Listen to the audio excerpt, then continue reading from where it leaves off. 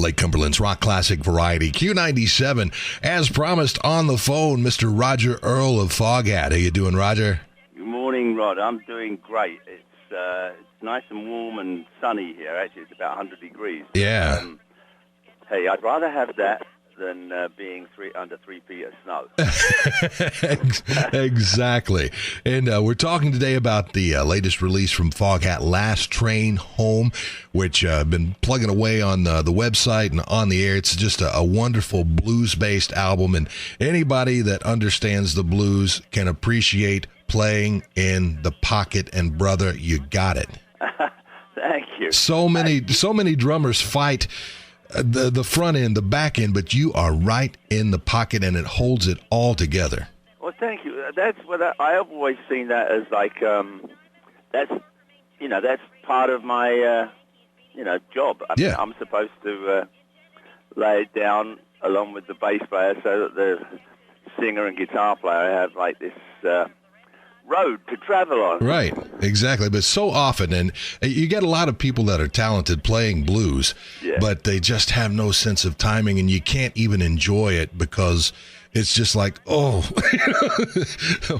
But I was always a band player. Right. Even when I first started listening to music and first, started playing drums. Yeah. My idea was that the drummer, I'm the one who's in the driver's seat. I set the tempo, the groove, and if I screw up, everybody looks at me.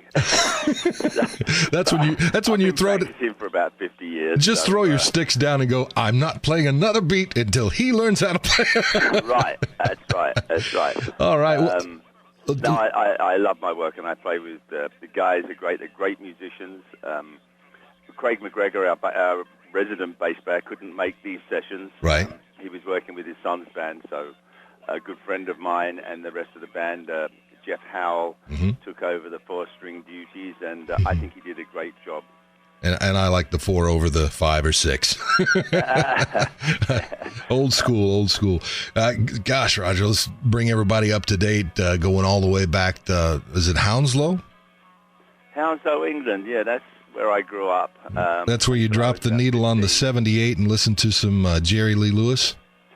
Yeah, first record I ever bought was Jerry Lee Lewis, and the first concert I ever went to, I was 12 or 13 to see Jerry Lee in South London at a theatre there. Is that what did it? Yeah, I was never the same after that. My father played piano. Right. And he brought the first Jerry Lee Lewis single home. I think it was A Whole Lot of Shaking Going On, or Great Balls of Fire, one of them. Yeah. I think it was A Whole Lot of Shaking was his first single. Yeah. And my older brother, Colin, plays piano as well. So I took up the drums. Yeah. And at age 17, joined the Tramps? That's right. Where'd you get all this information? I forget that sometimes. I've gotten my connections. In fact, the 3 guys that were in that band, we all went to school together. Mm-hmm. They had a band before I joined them, though. Right. And then the bass player, who I'm still real good friends with and real tight with, came over to my house, I think when I was about 16 or 17, and said, you want to join the band? The drummer wouldn't play properly. He was quiet. Mm-hmm. What's wrong with that? Yeah. Oh, man. And then 3 years later, Savoy Brown. Yeah, I joined Savoy Brown. I was, I think I may have been 21, but somewhere around there. And it was that was a big step for me. I eventually gave up my day job. I was a commercial artist. It's nice when what you love doing actually takes care of you. Well, yeah, we didn't really. I mean, I was earning and I used to do a lot of freelance work, so I was earning really good bucks, like £200 or £300 a week, which is huge money back then. Oh yeah. And I was good at what I did. And but I joined Savoy Brown for £12.50, so I took about a 90% pay cut. But I was a professional musician. Exactly, and you put except for the first 6 weeks, I didn't get paid. Well, that was they were just seeing if you were going to fit in, I guess. Yeah, something like that. Just put the screws to you. Won't go there, something like that. No, actually, my tenure in Savoy was terrific. We had an absolute blast. Yeah. And, 5 albums? And the first time I got to tour the States, late 67, early 68, Mm-hmm. it was like coming home. Oh, I yeah. didn't want to leave. Well, we're glad you stayed. Yeah. This is home now. In fact, I'm going to be getting I've got my green card. I've had that for years. Wow. I'm going to become a citizen, so, I know I talk a little bit funny, but I fit right in. Well, they say that about us here in Kentucky. I love Kentucky. Beautiful part of the world. It is beautiful. And you're welcome anytime. Just let us know. We'll have you in here. All right. You leave Savoy Brown to form Foghat in 1970, correct? Late 1970? Yeah, late 70, 71, right around there somewhere. And that's when the big hit that we are still playing, Slow Ride, which we play. We have an event here in Somerset called Summer Nights Cruise, and once a month in the summertime, all these people bring in classic rides, classic cars and everything, and we supply the music for the cars, and you should get quite a bit of royalties at least once a month from this area. Yeah, actually. Do they still pay royalties? Do they still pay royalties?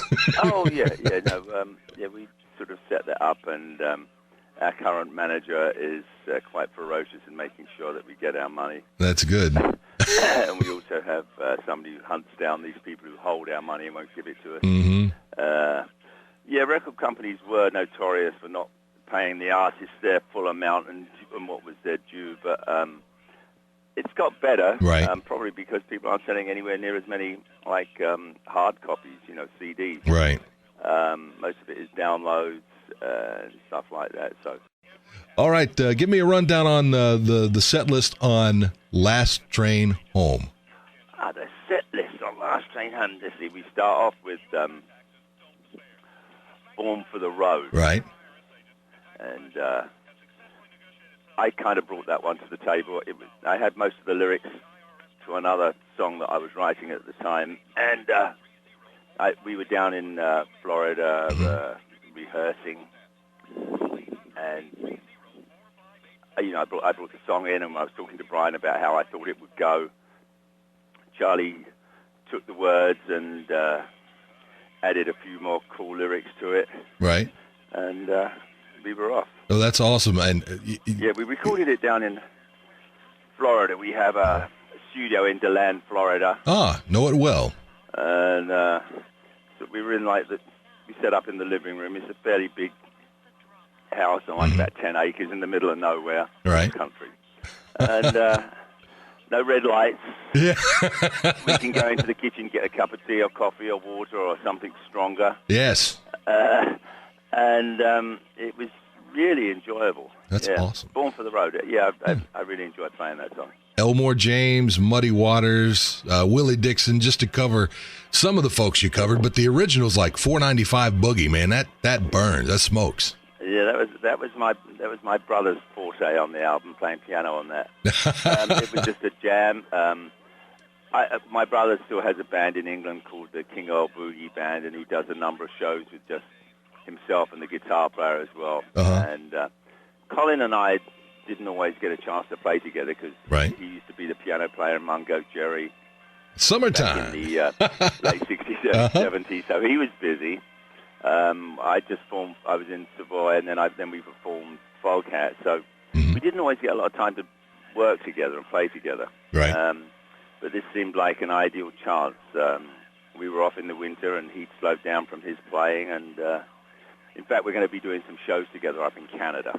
Awesome. And we'll be playing a number of songs from the new album and some other blues numbers. Yeah.